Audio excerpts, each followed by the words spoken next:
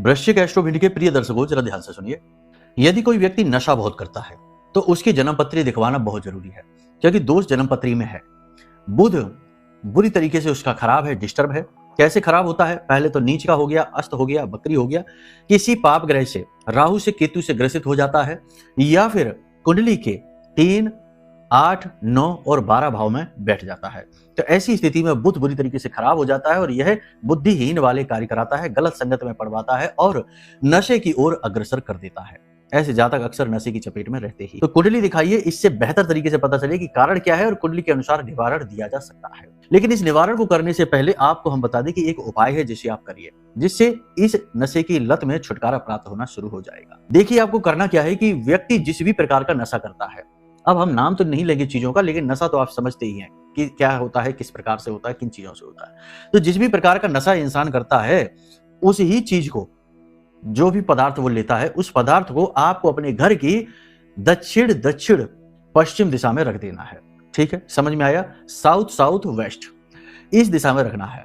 अब ये दिशा कहां है? आप अपने घर का कंपास लेकर आंकलन करिए, दक्षिण दिशा कहां है। दक्षिण दिशा से थोड़ा सा पश्चिम दिशा की ओर चलेंगे, वही है दक्षिण दक्षिण पश्चिम।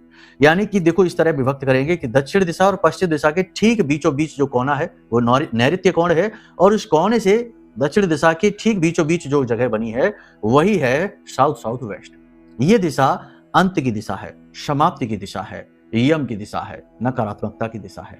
इस दिशा में जो भी चीज रखी होगी वह धीरे धीरे समाप्त हो जाएगी, छीड़ हो जाएगी।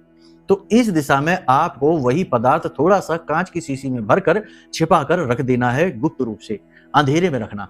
ठीक है, ये विशेष क्रिया है, इसे आप रख दीजिए।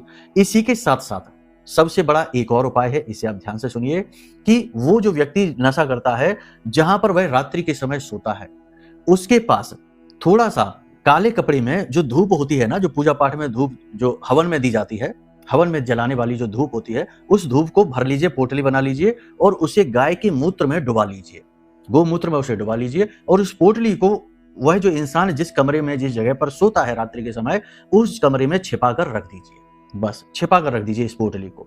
आप देखेंगे कि धीरे धीरे उस इंसान की रुचि नशे से समाप्त होती जा रही है।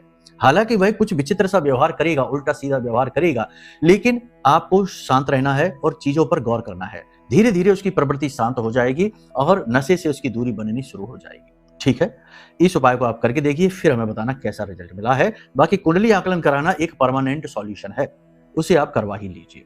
ठीक है, प्रेम से बोलिए जय माई की, जय मां बगलामुखी।